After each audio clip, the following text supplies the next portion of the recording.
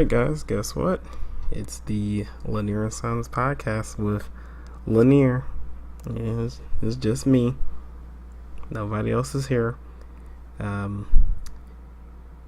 getting the party started back up. We've been kind of on a delay. We haven't shot one of these since December, and there's been a line of events that has occurred from then till now. Jobs starting up, Tori moved across the country, Sill's hair got longer, all kinds of stuff like that. So we're gonna get the party started back up. We're gonna get us a new podcast started, and that's what we're gonna go with. So there's been a lot of stuff going on, quite a bit of stuff actually. One of the things that I would like to talk about tonight, there's two topics. First topic I'm going to talk about is Star Citizen. Star Citizen is a game, one of the biggest crowdfunding projects ever, and Star Citizen has made the news because they have decided to release a DLC pack that costs $27,000. This DLC pack is more than my car, more than Julie's car. It's a lot more money than I know things in real life. But yeah, it's $27,000, and needless to say, some people are not very happy about it. I have an article here from Polygon. Polygon reported on it. Star Citizen's $27,000 bundle raises eyebrows, but Cloud Imperium Games says there's an explanation. Then they write here, a $27,000 bundle of spaceships and in-game content for Star Citizen caught the attention of backers and detractors of the massively crowdfunded space combat adventure earlier this week. As a concept, the Legatus pack isn't really anything new because they already had a DLC pack or whatever you want to call it, for $15,000. That I actually didn't know till just recently, but I don't know. Well, long story short, this new pack they have basically has every ship in the game. And get this, you have to have spent $1,000 in Star Citizen in order to buy the $27,000 pack. So in other words, you have to spend $28,000 to get 110 pixels or whatever worth of ships, digital ships. And the worst thing is, there's gonna be some people out there that's gonna buy it. There's gonna be people so well off, that they're gonna buy $27,000 ships for a game that's not complete, not even close to debut, not even close.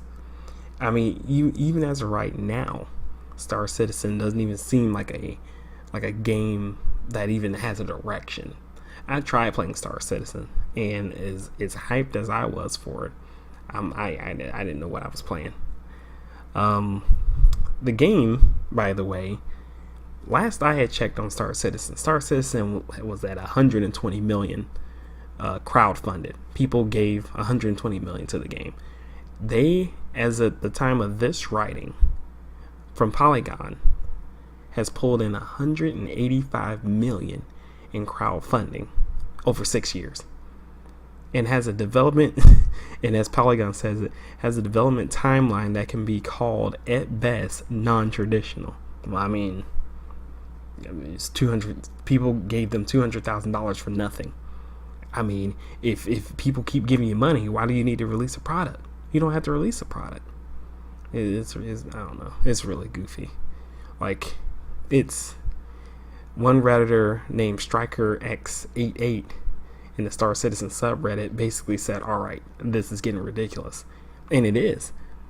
I mean, next you're gonna have Star Citizen freaking, well, they're gonna charge like $50,000 DLC, I guess, once they get some more ships. $50,000 will turn into $100,000. Some morons will buy it. Morons, I don't care how much money you have. That's ridiculous. Goodness grief. They shut down the servers. What do you have, man? I don't get it. But there's been a lot of talk about this and a lot of outrage because essentially for the people, for the gamers who would play this game and just want to get their standard $40 or $60 version, what is in it for them? Do they even have a chance at even getting some of these ships without just outright paying for them? I don't know what kind of business model these guys are going after. Really.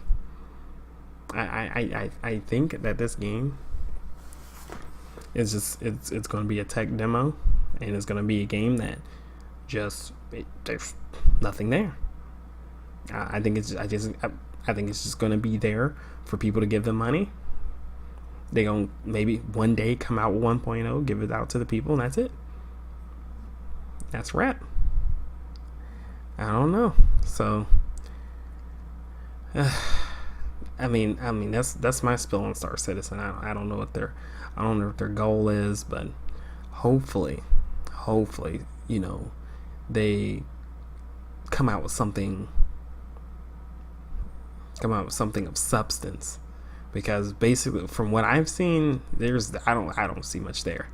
I don't know what's there. It hasn't enticed me to even buy even one of their early access bundles. I don't want to pay to play a game that's not complete, but that's just me. So, in other news, the Xbox is dead. the Xbox is finished. Here's Xbox's year so far. Xbox came out with 2 big games.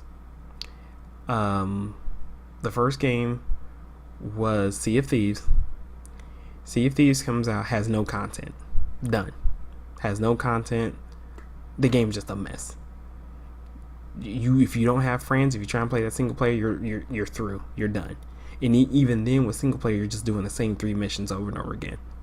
Complete failure. So you have Sea of Thieves, and then here comes State of Decay 2. State of Decay 2 comes out, and this is from someone who enjoyed the first State of Decay. Okay, I really enjoyed the first State of Decay, but based on what I've seen from reviews, because I don't spend my money on something unless it reviews well, and that's just me. Maybe when I get more well off or something, then I'll go ahead and continue buying games or whatever without just research. I just buy them. But State of Decay 2 comes out. It's super buggy, barely runs. People say that there's content there, but it just they're saying there's just something missing from State of Decay, and based on what I've seen, I don't think it's doing too hot either. So I wouldn't call State of Decay 2 a failure, but you have two lackluster titles for 2018. So here comes Crackdown 3. Crackdown 3 is supposed to save the day, and it's delayed into 2019. And with that being said, if anyone doesn't know who Young Ya is, Young Ya is a YouTuber who's one of my favorite YouTubers who just recently posted a video, and it says that basically he just made a video and it says currently the Xbox has no more major exclusives releasing in 2018 after the Crackdown 3 relay. Guys, it's only June. Where's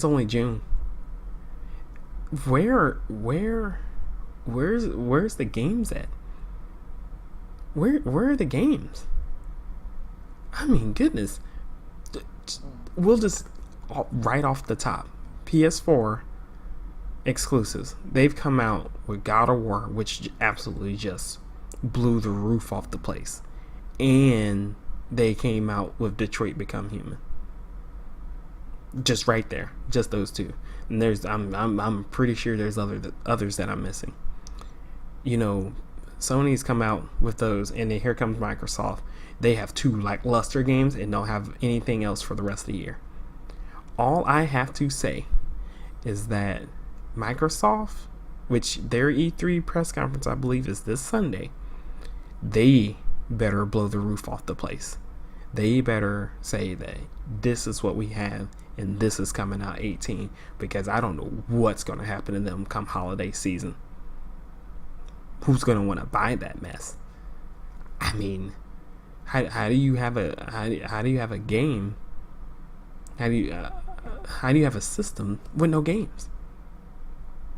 You don't have no games. Get some games. Release some games. Stop canceling junk. You cancel Fable. You cancel Scalebound. I ain't got no games. Why would I want? And I have a PC, but I don't like the Windows Store. The games that I have on the Windows Store might as well not even be there, because that's just how much I don't pay attention to it. It feels like bloatware to me.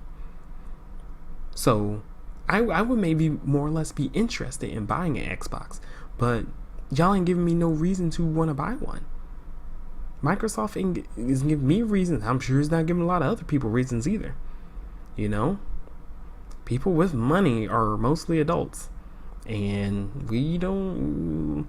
A lot of us, let's not say all of us, a lot of us just don't, throw our money at anything like we used to when we were super young or whatever.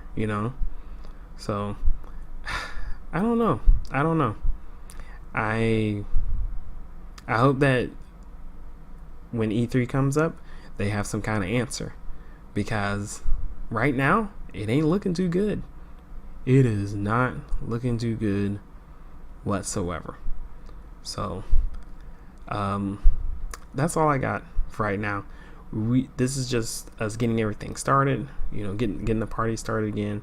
We'll start having more projects on the channel. We were having fun there for a second, and life came at us pretty fast. We've been playing a lot of Magic and stuff like that, and other things. And I was playing I finished Final Fantasy 15 for PC, which and then I played Final Fantasy 12, the Zodiac Age, for PC, and that was great. That was a good time.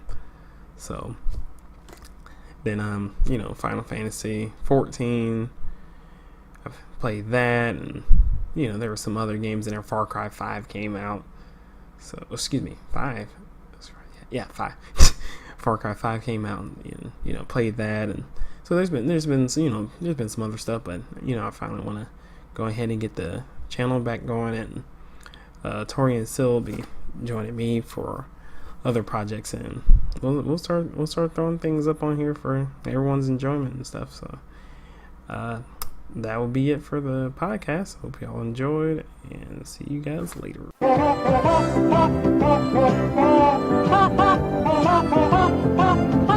Linear and Sons Podcast.